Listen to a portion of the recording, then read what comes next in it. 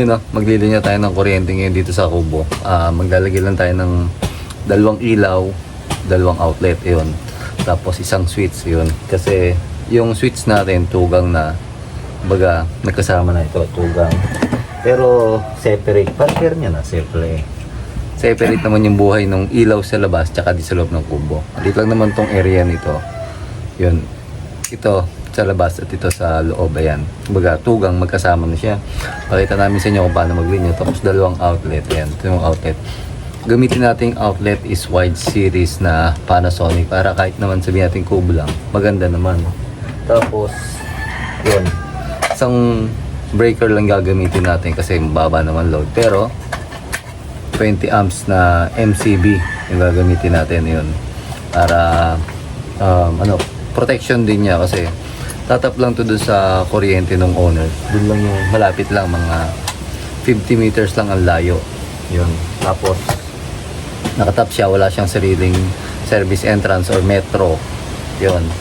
Kasi ilan naman yung load lang niya, dalawang ilaw, tas dalawang outlet, tas madalang din naman may tao dito. Pakita ko lang sa inyo paano maglinya ng magkasama yung outlet tsaka ilaw sa isang circuit breaker. Yun guys, unahin muna natin or pagka ganito maglilinya tayo, alamin natin kung saan yung pwesto ng outlet, switch, tsaka ilaw. Dito naman maliit lang, ayan yung kubo kung makikita nyo. Isang ilaw lang na ito sa gitna, yun. Unahin muna natin pwesto yung mga junction box para pag naglinya tayo, dire-diretso na or alam natin kung hanggang saan yung haba ng wire tsaka nung gagamitin natin either PVC or flexible loss. Sa case nito, flexible loss lang yung gagamitin natin kasi yun lang yung nasobra ni owner doon sa pagpagawa niya bahay. Tapos ito, nagpakubo lang or nagpagawa lang ng kubo kaya yung mga sobrang materials is dito lang inilagay. Yun. Lagay din tayo ng outlet dyan. Yun. Lagay tayong junction. Utility box naman para sa outlet tsaka sa sa switch, ayan, utility box. Tapos doon natin ilalagay itong circuit breaker natin sa likod ng pinto, guys. Kasi open naman to. Sa likod na lang ng pinto. Yan, ganyan nakalit yan. Bali, dalawang plywood lang yung laki nito. Or pinaka area ng seg nito. Yun, tapos isang outlet din doon. Mangyayari nito, or linya natin is, magkasama na yung ilaw tsaka outlet sa isang circuit breaker. Yun.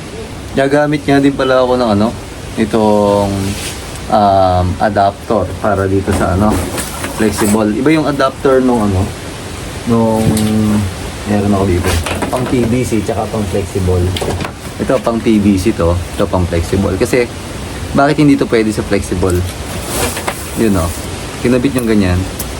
May tendency makalas. Pero pag ito, may clip siya or kakapit maigi yung flexible, ayan matibay siya. Yan hindi tatatanggal agad. Tapos ito yung gagawin natin either sa junction box or sa utility box. Ayan. Kasi open to. Kaya gumagamit yung adapter para hindi mahila. Hindi lang nakadepende yung tibay ng flexible sa sa PVC clamp. Ayan, may PVC clamp din tayo dito. Ayan, 1/2. Ayan. Hindi ako ng flexible from here sa outlet. Paakyat dun sa switch natin. Kaya dun siya tatakbo kasi magkasama nga lang sa sa isang breaker yung ilaw tsaka outlet. And kapag nailagay natin yung mga junction box, pwede natin ilagay itong isukat muna tong flexible loss. Yan. Sukat nyo tapos diretso pataas. Kasi naputol ko na, diretso dun sa ating switch. Ngayon, yung magkabilang dulo nung natin, utility box, meron siyang adapter yan para hindi nahihila. Kasi pero lalagyan natin yan ng PVC clamp or ipitin natin ng clamp. Ganyan ipitin na ganyan. Pero iba pa rin yung kasi pag basta nakasuot lang sa flexible loss or sa utility box at junction box yung flexible loss natin, ganyan lang yun yan. Walang tibay.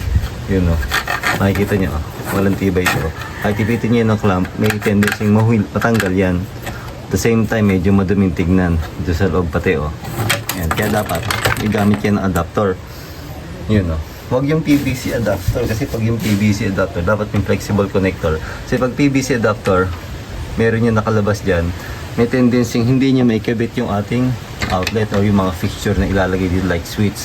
Kasi nga, babangga yan sa dulo ng ating PVC adapter. Let's say, ginamitan natin yan ng PVC adapter. Ito. Meron ako dito isang PVC adapter. Yan. Pasok yan. Yun, no? Makikita nyo. Tapos lalagyan natin ng nut. Kahit pag pinutol nyo naman yan, useless. Kasi, ano lang, kumbaga nakasuot lang yung adapter dito or nakapatong lang. Yan. Kaya, kailangan flexible connector yung gagamitin natin. Yan, para malinis pati. Tapos naikabit na natin yung ating flexible loss. Huwag mo natin ikaklamp. Sukatan natin ng wire. Ang gagamitin natin ng wire is number 12 or 3.5 na THHN. Basta outlet, yon 3.5 ang gagamitin nyo. Ang 20 or number 14 sa ilaw lang. Kaya itong outlet na to, papunta doon sa ibabaw ng switch natin. Yun, sa ilalim ng switch natin. 3.5 yung gagamitin natin. Yan. Sukatin muna natin.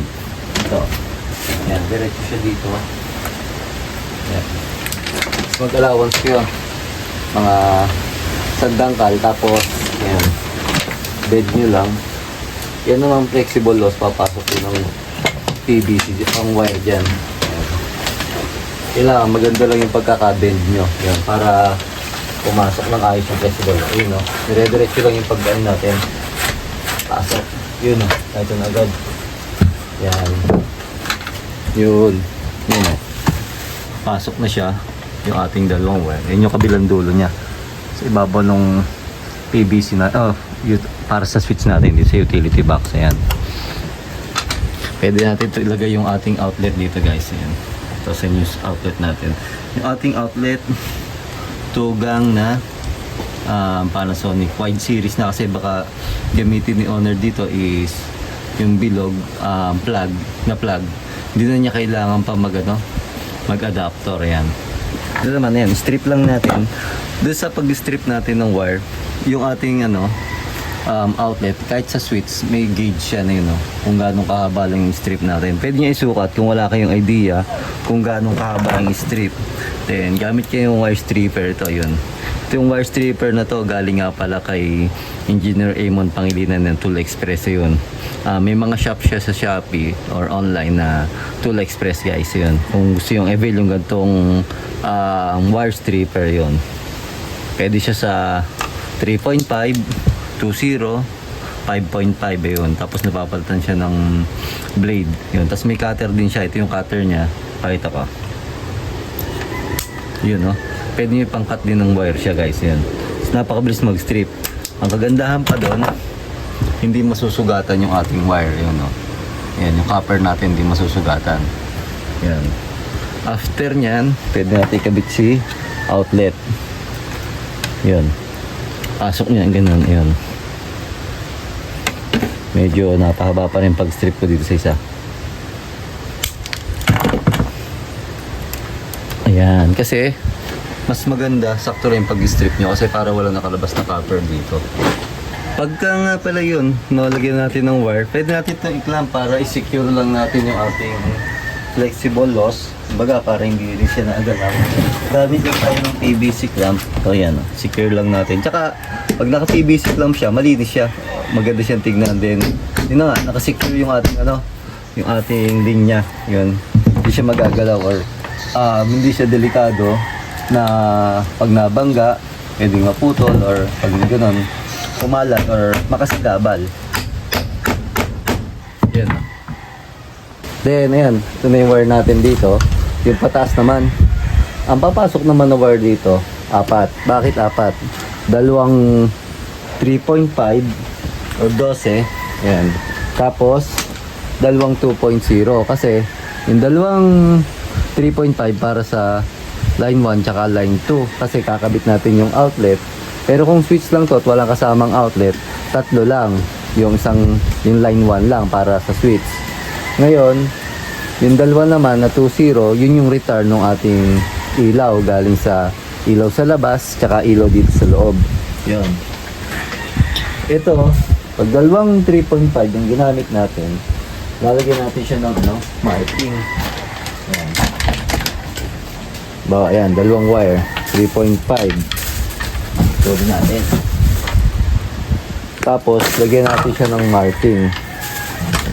Nilalagyan ko siya ng marking kasi unang-una, magkaparehas yung kulay ng wire natin. Kasi ito nga, spare lang nung ni owner. Kaya hindi tayo nakapagpabili ng mga wire. Yung kagaya ito, green. Ginamit ko lang ito sa ground dati. Ito lang yung spare. Kaya ako pwede, kubo lang naman. Kaya sige, wala namang problema. Sayang din naman kung hindi magagamit. Ayan. Nagyan ko ng marking. Ito yung line 1. Ayan o. Yung kabilang dulo niyan, same din. May 1 din. Kasi nga, magkakulay siya. Ang purpose niyan, kaya may marking yan na ito yung line 1, ito yung line 2, ito yung dalawang return. Yung return, hindi ko na nilagyan ng marking kasi unang-una, magkaiba yung kulay niya. The same time is number 14 siya. Alam natin kung alin yung para sa ilaw. Yan. Yun, ang purpose niyan, pag kaya tayo marking, kasi nga magpares siyang kulay, pag i-splice natin, alam natin yung line 1, tsaka line 2. Kasi pag nag-splice tayo, syempre, yung line 1, diretso sa switch. Tapos yung line 2, diretso sa bukilya or sa ilaw. Eh dito, may line 2 siya kasi meron tayong outlet. Ito yung outlet natin, yung sa baba, yung nilinya natin dito. Ayan. Tapos, ang pag-splice niyan, ito ko sa inyo, kailangan ipipigtail natin. Ayan. Lapit ko yung camera para makita nyo kung paano mag-splice ng ganitong linya. Yan, splice natin. Una muna natin itong line 1. Itong line 1, kung natin yung line 1 ng ating outlet, pag-iwalay natin yan. Ito yung galing sa outlet, ito sa ilaw, tsaka sa breaker. Yan. Ito yung line 1 natin. Gawin natin, strip lang natin siya. At balato natin. Yan. Laking tulong nung binigay sa ating wire stripper ni Engineer Amon Pangilinan. Ayan. Tapos itong line 1 din itong galing sa ito galing sa breaker na to. Ayan. Dito lang natin siya balto natin. Ayan. Kailangan pipigtail natin kasi itong line 1 kakabit pa yan or dyan pa kakabit yung ating sa switch or dyan kukuha ng live yung switch natin. Kaya nakapigtail siya kasi nga itong linya natin is magkasama yung outlet tsaka ilaw sa isang circuit breaker. Yan. Lagyan natin ng electrical tape siya. Yan na. Then, after nito, pwede natin siyang strip guys. Tulang ko lang itong line 1. So maganda kasi pag after yung i-splice, strip na natin kasi or kabit natin para hindi tayo malito. Strip natin siya. Tapos, lalagay natin yung switch natin. Ang jumper ng switch natin, isa lang. Itong tugang. Kahit 3 gang, isa lang. Compare sa outlet na dalawa. Ito, tsaka dito.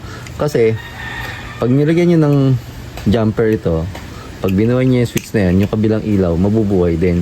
Eh kung ito, designated lang ilaw, switch na to sa ilaw sa labas, pag binuhay nyo yan, at naka-jumper doon sa baba, mabubuhay din yung kabilang ilaw kasi magkakaroon ng contact or connection yung isang return. Ayan. Ito muna, ayan, kabit natin to. Yun. Tapos, okay na yung line 1 natin. Dito naman tayo sa line 2. Itong line 2, pares natin yung i-splice na lang natin yan. Hindi na natin yung ipipigtail. Bakit? Kasi, si switch, hindi yan kakabit kay line 2 or hindi natin yan wala yung connection kay line 2 yung switch natin. Kasi pag kinabit natin yan, tendency yan mag-short circuit. Kasi ang trabaho ni switch isikat yung current or yung kuryente, yung daloy na kuryente, putulin niya lang para mamatay yung ilaw natin. Yan. Tapos yung line 2, yan natin, ayan. Splice lang natin.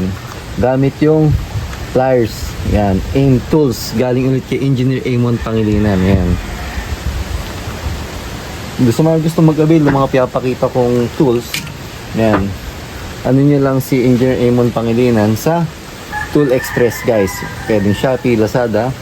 Then, pwede nyo rin po akong message sa FB page na House Doctor Tutorial.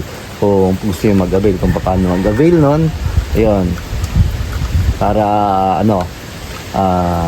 ma-avail nyo yung mga pinapakita kong tools. Marami pa, mga knockout puncher, marami na pliers, climb pliers, yun, screwdriver, yan. After nun, ito naman dalawang return ng ating ano. Itong return, galing na yan sa ano, receptacle natin or sa ilaw natin. Yan, dito lang natin siya ilalagay. Isa dito, tapos another return natin. Yan, dito naman siya. Yan lang yung magiging connection ng ating ano, switch. Yung live natin, line 1 dito sa may jumper. Tapos ito, return. Parehas galing to, ilaw sa labas at ilaw dito sa loob ng kubo. Ayun, ilinya natin ito dito, pataas. Ito naman, papunta sa ilaw. Yan, hindi ko pa kinakalam kasi papasukan ko ng wire. Tatlo naman yung ano, wire na pupunta dyan or dadaan. Yung line 1, line 2, tsaka return, papunta doon sa ilaw. Kasi diretso dyan, kakaroon pa tayo ng outlet pababa. Yan. Kaya tatlo din yung dadaan na wire dyan. Same nito. Ayan, tatlo din yung apat ito. Wala pala, ito dalawa lang eh. Dito tatlo.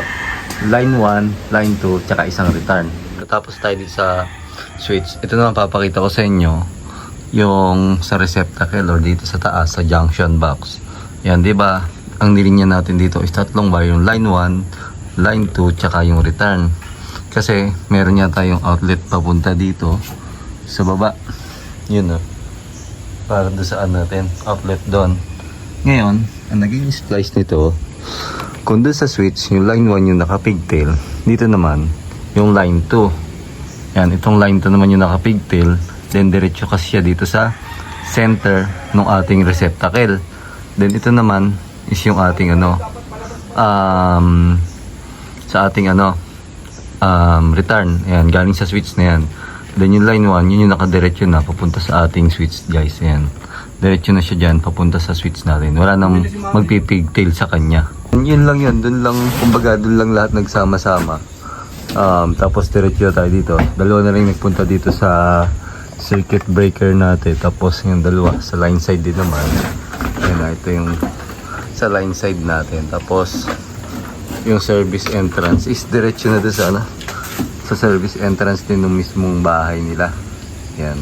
Baga na, titinap lang natin. Yan. Tapos yung ilaw, bali dun lang tayo na gano'n. Sa ilaw magkasama na rin sa outlet. Tsaka yung sa switch, yan kasama na rin dito lang.